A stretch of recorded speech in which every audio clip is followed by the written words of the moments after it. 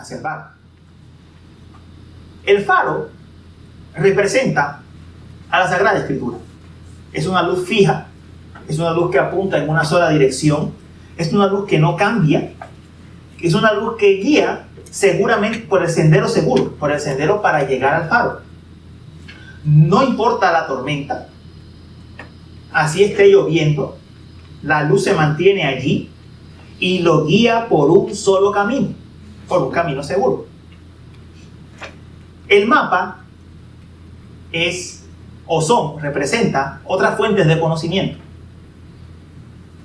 Tal vez enseñanzas de algunos líderes religiosos, tal vez libros escritos por otras personas, prácticas usuales que tiene la iglesia.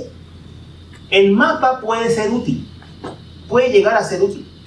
Te muestra un poco cómo es el terreno, te muestra los peligros que hay por allí, pero el mapa no es infalible. El mapa puede tener errores. A fin de cuentas, si tú vas navegando en alta mar y te tienes que decidir, si tú ves un conflicto entre el mapa y el faro, ¿con quién te vas? Con el faro. Te vas con el faro, no con el mapa. Probablemente el mapa puede tener algún error, está equivocado, te vas con el faro. Ese es el punto que vamos a tocar hoy. El faro, que representa la Sagrada Escritura, tiene prioridad. Es infalible. La luz de la Escritura tiene que guiar nuestro camino, tiene que iluminar el sendero de la verdad y nos va a proteger del peligro. Hoy vamos a examinar entonces qué significa esto de solo la Escritura, y vamos a afirmar especialmente la autoridad de la Escritura. Voy a leer una vez más segunda de Timoteo, me voy a centrar solamente en los dos versículos 16 y 17. Dice: toda Escritura es inspirada por Dios y útil para enseñar, para reprender, para corregir, para instruir en justicia, a fin de que el hombre de Dios sea perfecto, equipado para toda buena obra. Vamos a una corta oración.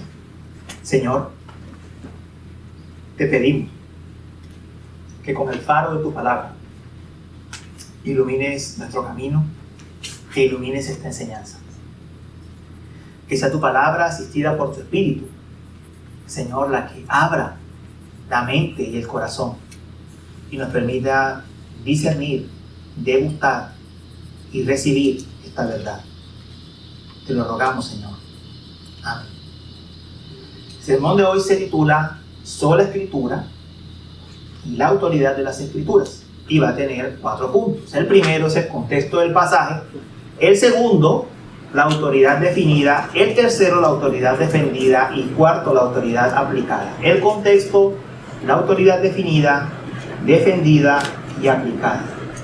Entonces, el contexto del pasaje, Pablo viene diciendo en los primeros versículos del capítulo 3 que vienen tiempos difíciles, que los últimos tiempos serían tiempos difíciles. Ahora, quiero aclarar aquí algo. Cuando Pablo está hablando aquí de los últimos tiempos, no está hablando del tiempo inmediatamente anterior a la venida de Cristo. La Escritura dice que los últimos tiempos son desde la ascensión de Cristo hasta el día que Él venga. Y los últimos tiempos comprenden el tiempo de la iglesia, básicamente. Pablo lo que está diciendo es que el tiempo de la iglesia va a ser un tiempo difícil, en pocas palabras. Eso es lo que está diciendo. Y va a ser difícil, ¿por qué? Bueno, está diciendo, los hombres serán amadores de sí mismos, avaros, altanciosos, soberbios, blasfemos, desobedientes a los padres, ingratos, irreverentes, sin amor, amadores de los placeres más que de Dios. Usted me dirá, uy, sí, pastor, los tiempos son difíciles. De verdad, los hombres son así. Pero, miren a quiénes se está refiriendo. Ve al verso 5. Teniendo apariencia de piedad. Está hablando de los mismos hombres de los que estaba diciendo algo. Teniendo apariencia de piedad, pero habiendo negado su poder. Yo le hago una pregunta. ¿Los incrédulos tienen apariencia de piedad? ¿Los incrédulos tienen algún tipo de forma o de religión cristiana? Ni siquiera asisten a la iglesia. ¿A quiénes se está refiriendo aquí como personas que tienen apariencia de piedad? A personas que se hacen llamar cristianas. Y son a las personas que está describiendo con todo lo que ha dicho. Avaros, jactanciosos, soberbios, blasfemos, desobedientes a los padres, envanecidos, amadores de los placeres. A eso se está refiriendo aquí. A ese tipo de personas. Pablo está diciendo, está hablando en concreto en esta carta de unos maestros judaizantes que había en su tiempo, que se infiltraban en las iglesias, que hacían parte de la hermandad de la iglesia. De eso está hablando Pablo. Entonces, Pablo continúa dando algunas marcas para identificar algunas características de estas personas. Por ejemplo, dice que se meten a las casas y se llevan cautivas a mujercillas cargadas de pecados. Esa es una marca moral. Está diciendo son personas que son abiertamente pecadores.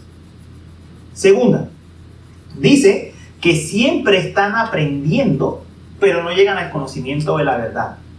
Los falsos maestros judaizantes que describe Pablo se caracterizaban porque hablaban, dice aquí en 2 Timoteo, de largas genealogías judías, porque hablaban de ceremonias, hablaban de que el sacrificio de Cristo no era suficiente, que se necesitaba la circuncisión y las ceremonias. Siempre estaban trayendo algo nuevo, siempre estaban diciendo es que falta esto, es que falta aquello.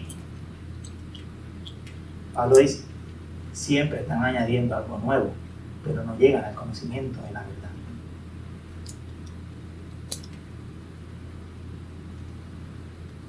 En otras palabras, no conocen la Escritura, no conocen a Cristo. Es lo que está diciendo. Y lo tercero, esa es una marca doctrinal. Y lo tercero es lo que hacían. Y pone entonces un ejemplo. Y dice en el verso 8, y así como Janes y Jambres se opusieron a Moisés, de la misma manera estos también se oponen a la verdad. Son hombres de mente depravada, reprobados en lo que respecta a la fe. ¿Quiénes eran Janes y Jambres? Janes y Jambres cuenta la historia, y de ahí Pablo toma la historia. Eran parte de los hechiceros de la corte egipcia. Ustedes recuerdan que cada vez que Moisés hacía una señal, ellos trataban de imitar la señal. Con magia. Trataban de imitar la señal. Cuenta la historia que estos dos hombres, cuando vieron que Moisés era más poderoso, salieron en el éxodo con Israel. Entonces, miren todo lo que ellos vivieron. El maná llovió, cayó maná del cielo, atravesaron el mar rojo, vieron a la peña dar agua dulce. Ellos vieron todo. Pero ellos, dice la historia, fueron los que instigaron al pueblo a hacer el becerro de oro. O sea, estuvieron dentro del pueblo, aparentaban ser parte del pueblo, pero nunca fueron del pueblo. Entonces, aquí dice que esa es una marca en cuanto a lo que hacían. Dice, son reprobados. Entonces, ¿qué debía hacer Timoteo? Pablo le está diciendo, mira, tú los identificas por lo que creen, por lo que hacen y porque al final demuestran su rebeldía siendo un acto rebelde. Y le dice a Timoteo, ¿qué debes hacer? ¿Acaso tienes entonces que poner mano firme, mano dura y oprimir a estas personas hasta que se vayan? No, no es lo que le dice. ¿Qué le dice en el verso 10? Pero tú has seguido mi enseñanza. Eso es lo que le dice. Y le dice en el verso 14 y 15, tú, sin embargo, persiste en las cosas que has aprendido y de las cuales te convenciste, sabiendo de quiénes las has aprendido. Desde la niñez has sabido las sagradas escrituras, las cuales te pueden dar la sabiduría que lleva a la salvación mediante la fe en Cristo Jesús. En pocas palabras, Pablo le está diciendo, mira Timoteo, tú recibiste una enseñanza de mí, que es la enseñanza básicamente del Nuevo Testamento, y además tú desde niño, por tu madre y tu abuela, tú recibiste la enseñanza del Antiguo Testamento. Tú recibiste la enseñanza de la Escritura. Tú la recibiste. Persiste en ella. ¿qué es lo que tenía que hacer Timoteo ante la existencia de estos hombres que amenazaban la vida de la iglesia? Timoteo, persista en la Escritura. Y entonces, ¿por qué tenía que persistir? ¿Porque le iba a hacer la vida más fácil? No. Aquí dice claramente: tú has seguido mi enseñanza, mi conducta, propósito, fe, paciencia, amor, perseverancia, mis persecuciones, sufrimientos. Verso 12. Y en verdad, todos los que quieren vivir piadosamente en Cristo Jesús serán perseguidos. No le está diciendo que la vida le iba a ser más fácil. Que, mira, Timoteo, tu vida va a ser difícil, pero tú persiste en la Escritura. Eso es lo que le está diciendo. Persista en la Escritura. Entonces, para concluir, hermanos, miren cómo pone una descripción aquí Pablo. Él habla aquí de conocimiento en dos formas. Dice, de los primeros, de los maestros que están comentando aquí Pablo, siempre están aprendiendo y nunca llegan al conocimiento de la verdad. Siempre están aprendiendo formas religiosas, nuevas cosas religiosas, pero no llegan al conocimiento de Cristo. De los segundos, dice, la Escritura los pueden hacer sabios por la fe en Cristo. Ojo que no está diciendo, por el hecho de que lea la Escritura va a ser salvo por la fe en Cristo. Ojo que no está diciendo eso. Puede ser salvo por la fe en Cristo. Como por si acaso vamos a pensar que, es que tengo la Escritura, ya yo estoy arreglado. No. Puede ser salvo por la fe en Cristo. Y es allí donde Pablo nos dice qué es lo que hace la diferencia entre el que está aprendiendo nuevas formas religiosas todo el tiempo y el que está bajo la Escritura. Dice el verso 16: toda Escritura es inspirada por Dios. Esa es la razón. Lo que está diciendo Pablo es: los 66 libros de la Biblia son inspirados por Dios. Las demás tradiciones, enseñanzas, por muy buenas que se vean, no son inspiradas. Y si contradicen la Biblia, pues por mucha más razón hay que rechazarlas. Hermanos, solo hay que ver la cantidad de falsas enseñanzas que se dicen. Se dice: el conocimiento envanece. Es cierto que el conocimiento puede envanecer, pero en el contexto de lo que Pablo está diciendo, con eso no quiere decir no conozcas nada. Dicen, y esto yo sé que va a ser más delicado, algunos dicen que fueron al cielo o al infierno, cuando la Escritura dice claramente que todos los hombres, no hay una excepción, que a todos los hombres les está destinado a morir y una vez el juicio.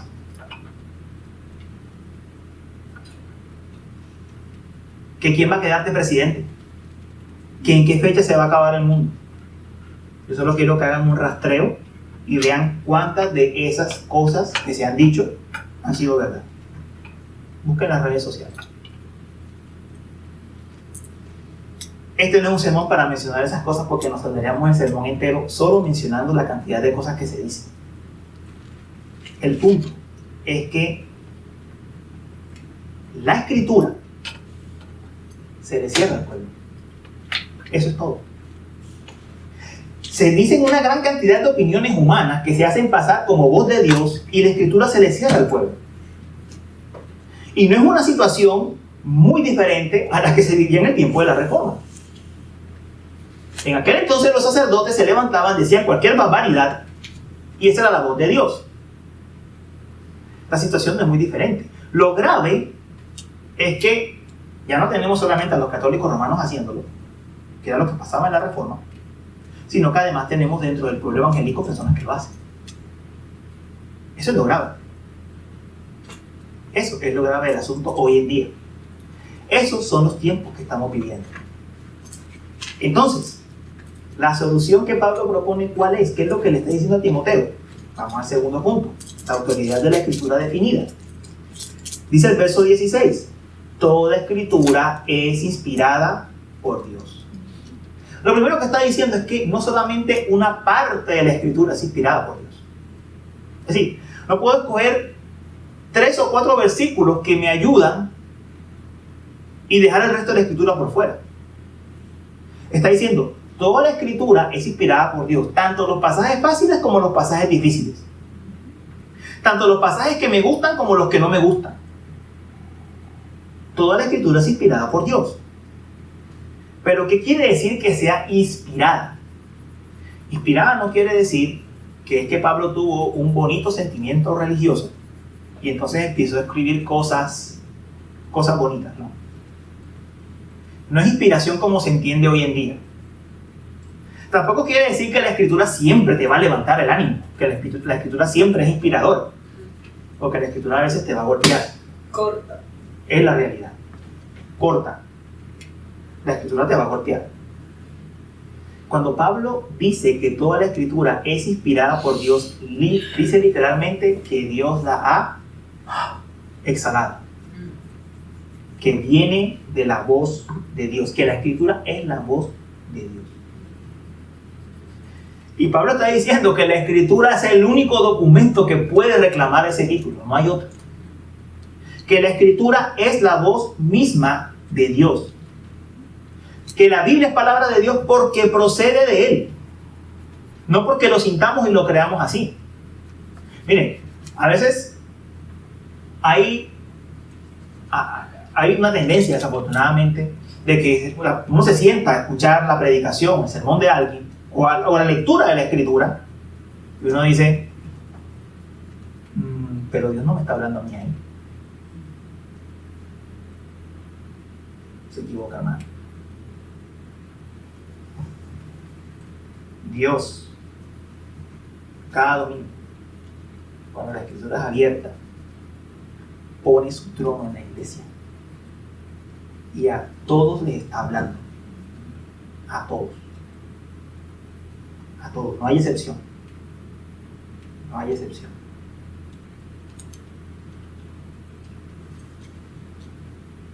Que para algunos el pasaje puede llegar a ser más directo por lo que está viviendo. Para otros, sin embargo, eso no quiere decir que Dios no les esté hablando. Amén. Dios les está a lo mejor fortaleciendo en la fe. A lo mejor les está llamando la atención y no se están dando cuenta. Amén. La escritura no es escritura porque yo lo sienta. La escritura es la voz de Dios y tiene autoridad porque es Dios el que está hablando. Es por eso. No hay otra razón por la que la escritura es la palabra de Dios, porque Dios siempre habla. Siempre habla. Así que eso nos debe llevar, esto es una aplicación profundamente práctica, eso nos debe llevar a siempre escuchar con cuidado. Siempre. Cuando la escritura es leída, se está leyendo directamente, y cuando la escritura es predicada. Si la escritura está siendo predicada fielmente, poniendo el texto fielmente, es Dios quien está hablando. Si el texto se está torciendo y se está desviando, no hay ninguna razón para decir Dios está hablando. Pero si el texto se está exponiendo, es Dios quien está hablando al pueblo. Eso, mis hermanos, es lo que nos lleva al principio de solo la escritura. Solo la escritura significa que toda la verdad necesaria para nuestra salvación y para nuestra vida espiritual se enseña explícita o implícitamente en la Biblia. Y que la escritura es la autoridad suprema en todos los asuntos de doctrina y de práctica. La escritura es la autoridad absoluta. Miren, cuando Pablo, estábamos hablando precisamente de Pablo y de las cartas, cuando Pablo escribió la carta de Galacia, se habían infiltrado precisamente unos maestros judaizantes a la iglesia y le estaban diciendo que no solamente el mensaje que había recibido de Pablo era necesario, sino que tenían que añadir un montón de ceremonias judías. Y Pablo le dijo a la iglesia, le dijo esto: ¿saben una cosa? Aun si un ángel del cielo se les aparece a ustedes y les declara otro evangelio que no es el que yo les prediqué, sea anatema. ¿Usted sabe qué significa anatema? Maldición. Maldito. Sea maldición. Sea maldito. Así sea un ángel del cielo que usted dice que está viendo. Si le dice algo que es contrario a la escritura, sea maldito. Mis hermanos, no hay otra autoridad. No importa lo que usted diga que vea o lo que los otros digan que vean. Que es el punto que Pablo precisamente le tocó a la iglesia de Galacia. No importa lo que otros digan que ven.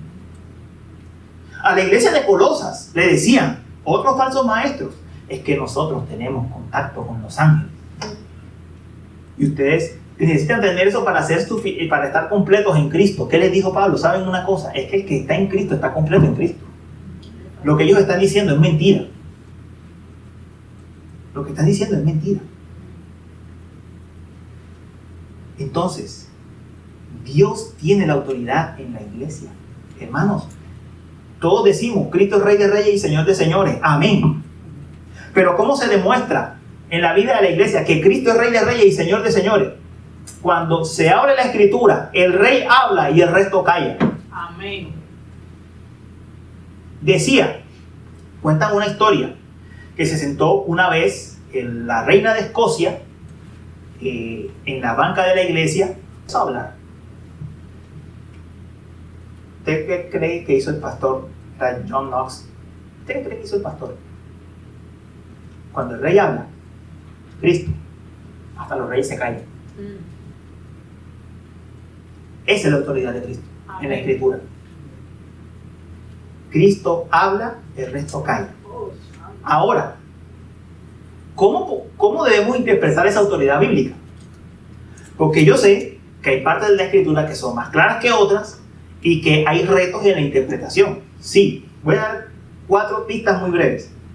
La primera, uno siempre debe entender la Biblia tal como fue escrita. Es decir, en el Nuevo Testamento tenemos más luz, en el Antiguo Testamento tenemos menos luz. Entonces, el Nuevo Testamento explica el Antiguo. Hay cosas del Antiguo Testamento que no son tan claras. Y hay cosas del Antiguo Testamento, de hecho, que están abrogadas. Por ejemplo, hoy en día no estamos pecando si hervimos un cabrito en la leche de su madre. No estamos pecando si hacemos eso. Para ellos era un pecado, para nosotros no. Claramente sabemos lo de la visión de Pedro y todo esto. Pero, aún en esas cosas hay principios que nos pueden servir. Lo segundo es que debemos tener claro cuando la Biblia está describiendo algo y cuando está mandando. No es posible que porque la Biblia diga que Salomón tuvo 700 esposas y 300 concubinas, entonces ahora se le dice a todos los cristianos que usted tiene que tener 700 esposas y 300 concubinas. Amén.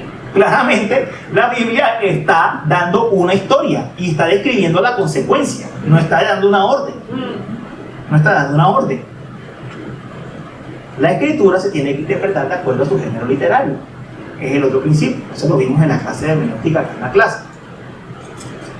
Y la Escritura se considera la autoridad en todo lo que tiene que ver con fe y práctica, incluso en las cosas que no son explícitas. Por ejemplo, la Biblia no dice nada acerca de la eutanasia. No dice nada. No hay un capítulo o un versículo. Pero es claro que si usted va a los principios bíblicos, la eutanasia es un pecado. Entonces, la Biblia no te lo dice con capítulo y versículo. Pero si usted va a los principios bíblicos, el no matarás, el preservar la vida, usted dice, claramente eso es un pecado. Entonces, a eso nos referimos con la autoridad de la Escritura. Todo lo que está explícito y todo lo que se deduzca de la Escritura es autoridad. Es autoridad para nosotros. Es autoridad para la iglesia. Es autoridad para el mundo en primer lugar, aunque el mundo la rechace. Es autoridad para nosotros. Entonces, cuando cualquier enseñanza, cuando cualquier tradición, cuando cualquier práctica rechaza lo que la Escritura dice, uno tiene que decir, como dijo Pedro, sea Dios veraz y todo lo mentiroso.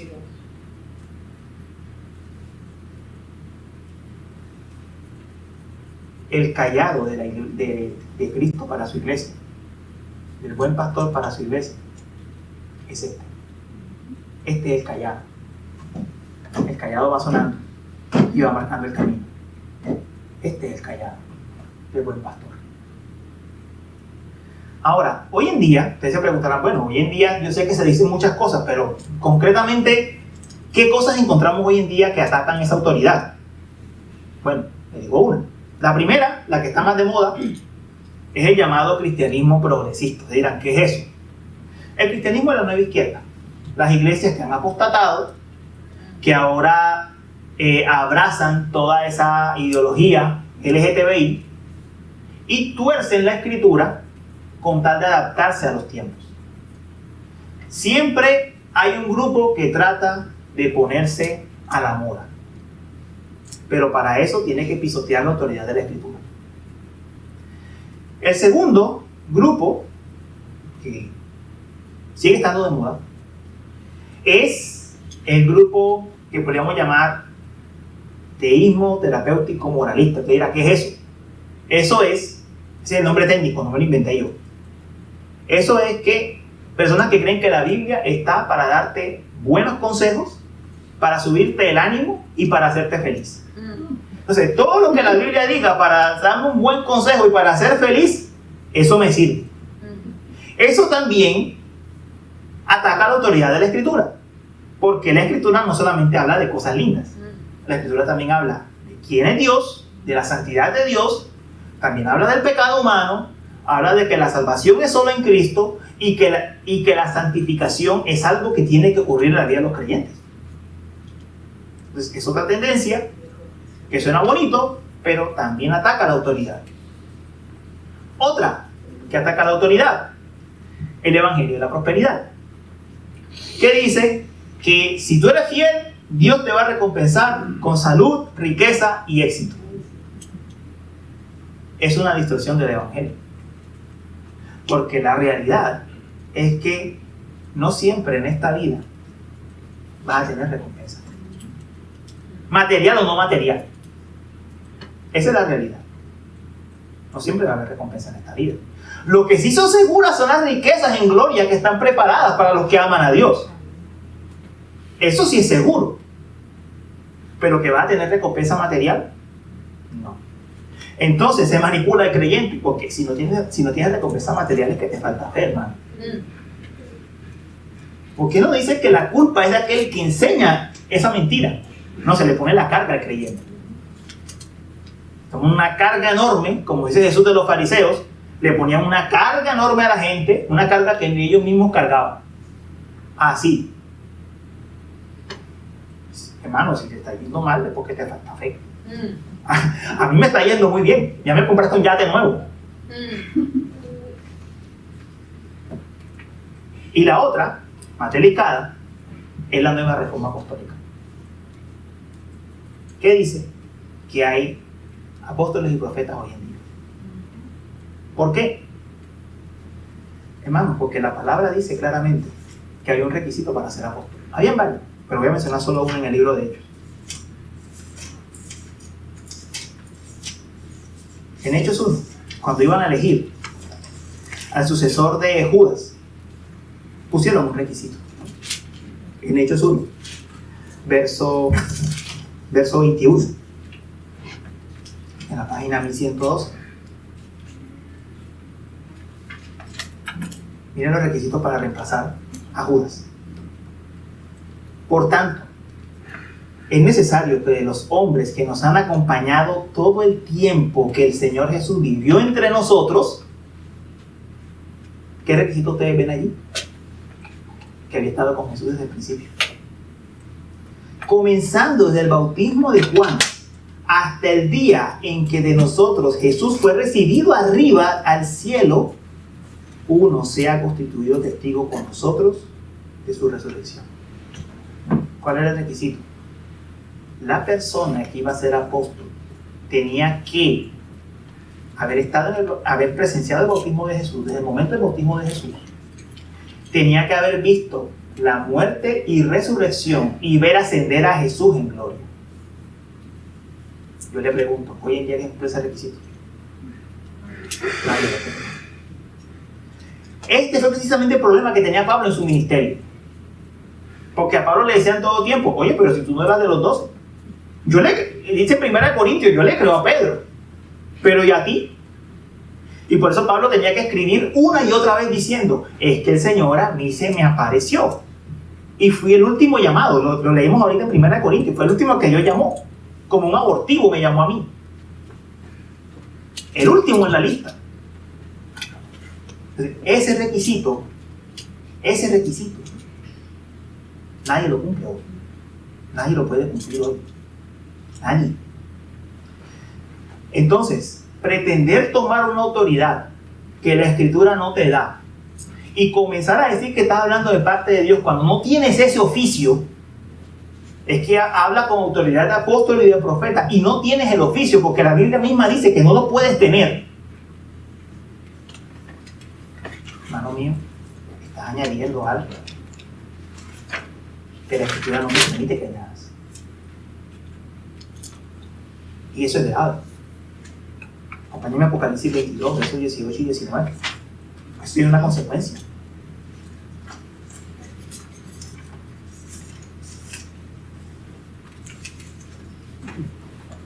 Apocalipsis 22, versos 18 y 19. Las últimas páginas de estas Biblias. Página 1283. Apocalipsis, como el libro que cierra la Escritura, dice: yo testifico a todos los que oyen las palabras de la profecía de este libro. Si alguien añade a ellas, Dios traerá sobre él las plagas que están escritas en este libro. Y si alguien quita de las palabras del libro de esta profecía, Dios quitará su parte del árbol de la vida y de la ciudad santa descritos en este libro. No puedes añadir. No puedes reclamar la misma autoridad que tuvieron los 12 y Pablo y añadir. Eso tiene una consecuencia práctica. Y es que hoy en día se han difundido como aguas un montón de doctrinas que no tienen soporte bíblico. Esa es la consecuencia de todo esto. Personas dicen, Jesús se me apareció y conversé con él. Yo digo, oiga, pero si el apóstol Juan casi cae como muerto. Alguien dijo, no voy a decir el nombre, porque no lo digo no por pena, sino porque no me acuerdo. Yo me estaba afeitando y Jesús se me apareció y yo me seguía afeitando mientras Jesús me hablaba. Uno dice, tienes que caer muerto en ese momento. Porque nosotros en este cuerpo mortal no somos aptos para ver a Cristo en su gloria. No lo somos. Y otro fue más lejos de decir, es que todos los creyentes somos pequeños dioses. Somos Jehová y único. La Escritura dice que somos hijos de Dios por medio de Cristo. No que somos pequeños diosesitos. Hay una gran diferencia en eso.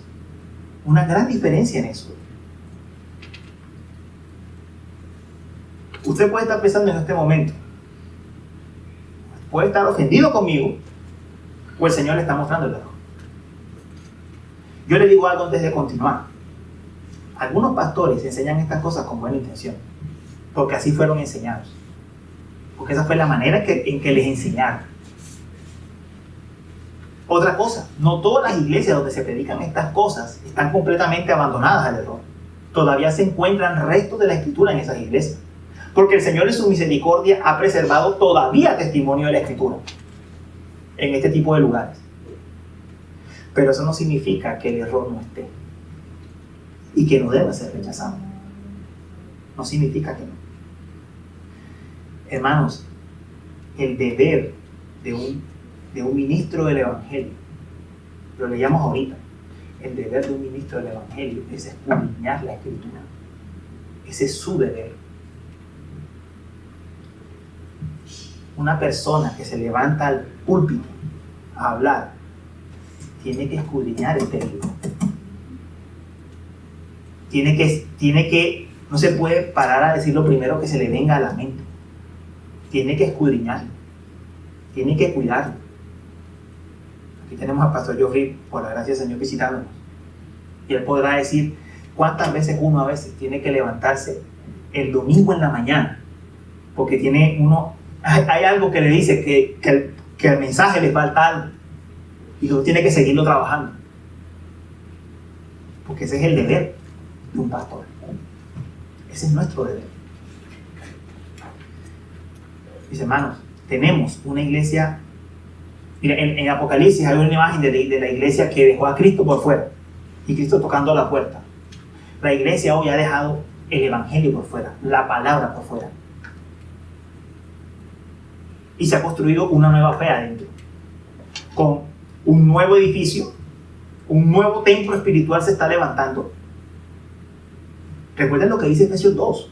Efesios 2 dice que la iglesia es un edificio espiritual que se levanta sobre el fundamento de los apóstoles y profetas. Los apóstoles y profetas de la que la Escritura nos menciona.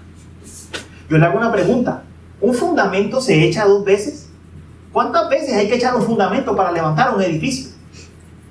Y sin embargo, hoy en día algunos pretenden decir, yo soy apóstol y profeta. Si tú me dices eso, lo que estás dando a entender es que el fundamento hay que volverlo a echar. Y que hay que estar echando fundamento tras fundamento. No es así. El fundamento está echado. No se puede cambiar. Desafortunadamente creo que lo que tenemos ahora es un edificio genuino con el fundamento genuino de los apóstoles y los profetas y un edificio falso que se ha levantado con falsos apóstoles y profetas. Eso es lo que tenemos hoy. 2 edificios construidos. Y la palabra dice que uno va a permanecer y el otro no. Eso es lo que la palabra dice. Entonces, mis queridos hermanos, ¿por qué digo estas cosas? Hablando de la autoridad aplicada. Digo estas cosas porque yo creo que ustedes son hijos de Dios. Por eso. Porque mi seguridad es que ustedes son hijos de Dios y que han dado frutos dignos de arrepentimiento. Y que ustedes tienen la fe verdadera. Por eso lo digo. Yo podría hacerlo fácil. Cierro mi boca. Pero yo creo que ustedes son hijos de Dios. Y yo creo que Dios va a demandar de mis manos la sangre de ustedes si yo no lo digo. Por esa razón. Por esa sencilla razón.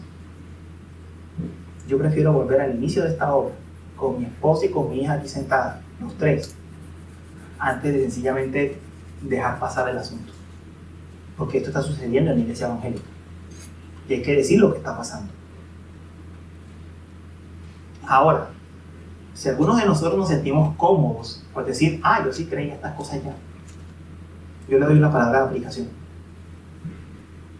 Si usted cree en la autoridad de la Escritura y ya confiesa esa doctrina, ya la ha creído, ya sabe las consecuencias de la doctrina, pero no vive en obediencia a la palabra y creyendo la palabra, también está mal.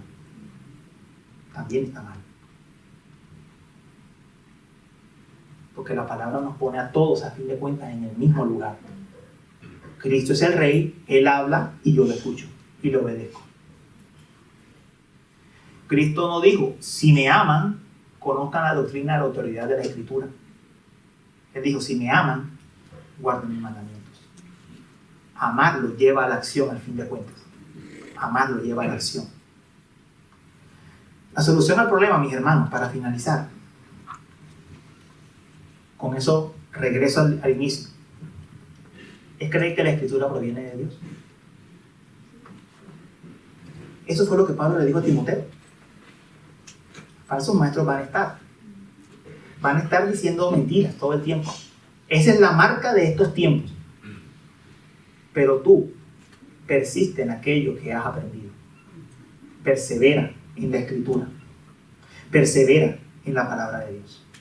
Porque toda la Escritura y solo la Escritura es inspirada por Dios, exhalada de su propia boca. Cristo el Rey ha hablado, iglesia. Escuchemos lo que dijo. Vamos a orar. Señor Jesucristo, venimos como pueblo tuyo, como hijos tuyos, habiendo escuchado tu voz,